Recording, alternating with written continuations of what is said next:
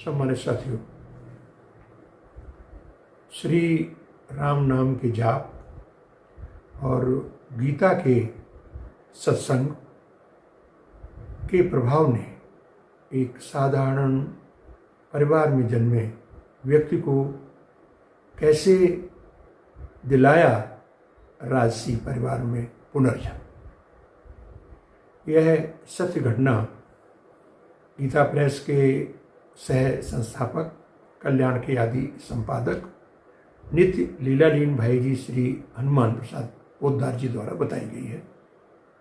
सम्मानित साथियों, उनकी बताई हुई इस घटना को मैं आपके साथ साझा कर रहा हूँ।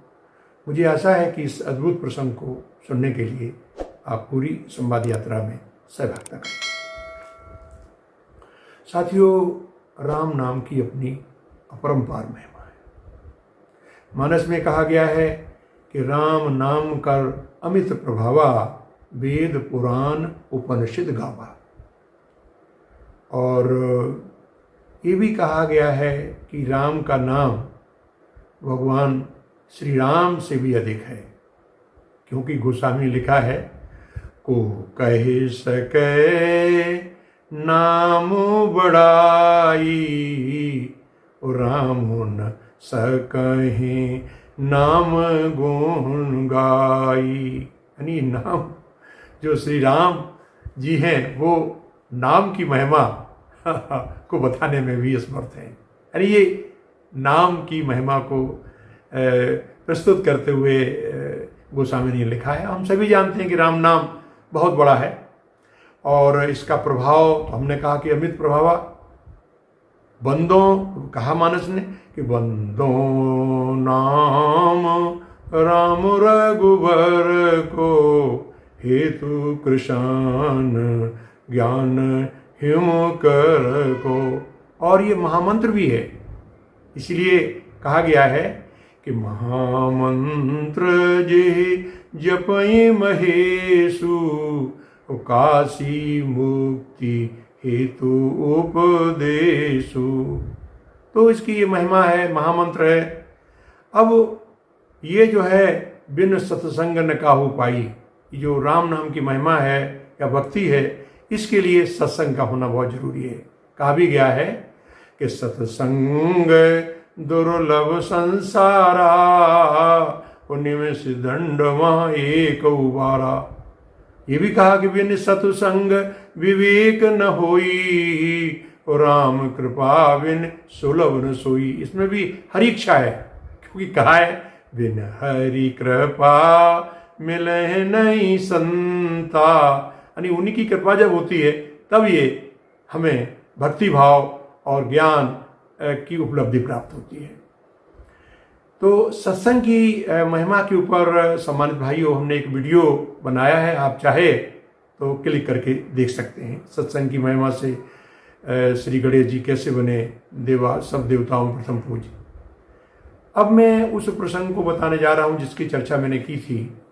वह यह है कि गीता प्रेस में विभिन्न प्रकल्प हैं। उनमें एक है गीता रामायण प्रचार संघ, गीता रामायण परीक्षा, गीता रामायण प्रचार संघ, नाम जप, कई तरह के प्रकल्प हैं जो हमें कल्याण, ज्ञान, भक्ति, सदाचार का उपदेश देते हैं।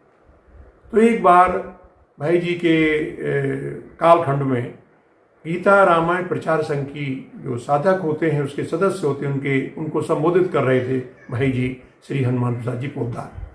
तो चर्चा में किसी ने पूछ लिया कि भाई जी आप गीता, और इसमें चूंकि जब ये गीता रामायण प्रचार संघ में 3 विभाग होते हैं, रामायण विभाग, गीता विभाग, उपासना विभाग। उपासना विभाग में नाम जप इत्यादि भी रहता है। तो इसका कहीं प्रभाव आपने देखा है? तो भाई जी ने कहा कि मैं आपको एक सत्य घटना बता रहा हूँ। वो इस प्रकार है कि बदायूं जिले के उजियानी कस्बा, जो गंगा के कचला घाट के समीप स्थित है, वहाँ प्रतिवर्ष कार्तिक पूर्णिमा को भव्य दिव्य गंगा मेला का आयोजन होता है। उसमें सभी नर नारी आते हैं पूरे क्षेत्र के। तो पड़ोस के जनपद के एक बहुत ही शाही सामंत परिवार, जिससे छोटे छोटे राजा हुआ करते थे, राजा साहब कहते थे, उनका परिवार अपनी पूरी छोलदारी टेंट वगैरह लेकर के आते थे और वहाँ कई दिनों अपना गंगा का स्नान करते थे, स्वाध्याय करते थे, संतों के प्रवचन सुनते थे। तो वो आ रहे थे। जब वो उज्जैनी में आए और चौराहे पर तो रुक करके उन्होंने कहा चलिए यहाँ थोड़ा सा चाय पान कर लिया जाए या जलपान कर लिया जाए। उनका एक 5 साल का बालक था, भागा और पास में एक श्रमिक होते हैं उनकी बस्ती थी। उसमें जब वो गया तो उसने एक महिला जा रही थी उसको पुकारा कि ये रामवती इधर आओ। तो महिला आश्चर्यचकित हो गई कि ये 5 वर्ष का बालक मेरा नाम कैसे जानता है। तो कुछ रुकी, झिझकी, फिर इसने कहा कि अरे आप पहचानती नहीं, मैं आपका पति मोहन सिंह हूँ। ये सुनते ही उसके होश उड़ गए। इतना सुनते ही और पड़ोस की महिलाएं और भी पुरुष आ गए। लोगों ने कहा अरे ये क्या। फिर वो उसे बोला ये मेरा घर है, घर ले गए। उसने कई ऐसी बातें बताई जो केवल मोहन सिंह ही जानते थे। अब वहाँ बड़ा इसका हंगामा होने लगा। लोग बच्चे को पकड़े, उसको खिलाते पिलाते। इधर ये जो परिवार था श्रीमंत परिवार राजशाही, तो इन्होंने देखा कि मेरा बच्चा कहाँ गया। तो देखा कि अरे वो तो पड़ोस में वहाँ हुजूम लगा हुआ, वहाँ तो ये भाग के गए उनके नौकर वगैरह। तो देखा तो वहाँ कह रहे हैं कि नहीं साहब ये बच्चा तो जो है पूर्व जन्म का हमारे परिवार का सदस्य है और ये यहीं रहेगा। विवाद होने लगा।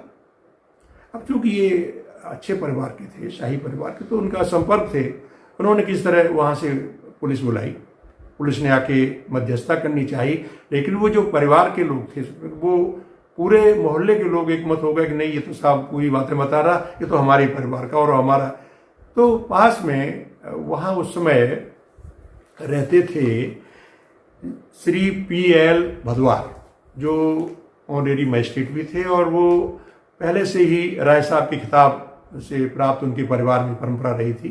पुलिस इन सबको लेके वहाँ पहुंची। तो जैसे ही उनके पास पहुंचे तो उस बालक ने बड़े जोर से हाथ जोड़ के कहा अरे भदवार साहब राम राम, आप भूल गए हम आपके यहाँ सरकंडे और खस की पर्दे बनाया करते थे आपके कूलर के लिए, हम देखिए किस तरह से सजाते थे। उन्हें भी आश्चर्य हुआ। तो उसने कहा कि अरे साहब आप भूल गए, हम जो है आपसे कहा था जब आप लोगों के पानी पीने के लिए कुआं बनवा रहे थे तो मैंने भी कुछ पैसे उसमें दिए थे। उन्होंने कहा ये बात तो सच। खैर उन्होंने मध्यस्थता करके चूंकि प्रभावशाली व्यक्ति थे उस परिवार को बच्चा वापस करा दिया। यहाँ मैं ये बताना चाहूँगा कि जो संस्कार होते हैं वो कभी विनष्ट नहीं होते। भदवार जी ने बताया कि वाकई में मोहन सिंह बड़े सत्प्रवृत्ति का था। हालांकि जिस समुदाय में रह रहा है वहाँ लोग बख्शा बख्श खाते थे सब कुछ, लेकिन ये बड़ा सात्विक था और नित्य गंगा स्नान करने जाता था। वहाँ एक संत थे, उनके पास बैठ करके श्रीमद् भगवत गीता का पाठ सुनता था और राम नाम का जप करता था। और इतना धर्मात्मा था कि हमारे पास आकर के कहता था कि कुछ अच्छे काम में मेरा भी कुछ सहयोग ले लो। इस तरह की उन्होंने बातें बताई।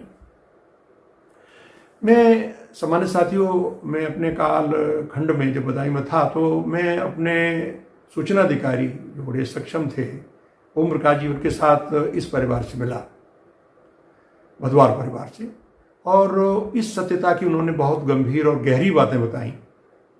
उन सब के आधार पर और इस हनुमान प्रसाद पोद्दार जी ने ये बताया कि जब ये मैंने वृतांत सुना तो इसकी पुष्टि के लिए मैंने अपने अभिन्न सहयोगी गोलोकवासी भक्त राम सनंदास जी पुलहुआ को भेजा और उन्होंने जाकर के पूरा वृत्तांत सबसे बातचीत करके संकलित किया और उसी को उन्होंने एक पुस्तक में भगवान नाम और प्रार्थना के चमत्कार, ये गीता वाटिका से प्रकाशित हुई है। इसमें इसका पूरा विवरण जो है 34 पृष्ठ पर दिया हुआ है। तो मैं ये कहना चाहूँगा कि जैसा श्रीमद् भगवद गीता के 6वें अध्याय के 41वें श्लोक में कहा गया है कि शुचि नाम श्रीमंते गेहे योग भ्रष्टो अभिजायते। कहने का आशय यह है कि जो लोग अपनी साधना में करते करते यदि उनकी साधना रुक जाती है तो दूसरे जन्म में निसंदेह बहुत प्रभावशाली अच्छे परिवार में जन्म लेकर के वो जो है फिर अपनी साधना को आगे बढ़ाते हैं। और कहा भी गया है कि अंतमति सुगति, तो इस तरह से हमें ये संदेश मिलता है कि हमें अपनी साधना अध्यात्म प्रगति पर हमेशा साहस के साथ, निष्ठा के साथ, पूरी तन्मयता के साथ काम करना चाहिए और इसमें रत रहना चाहिए।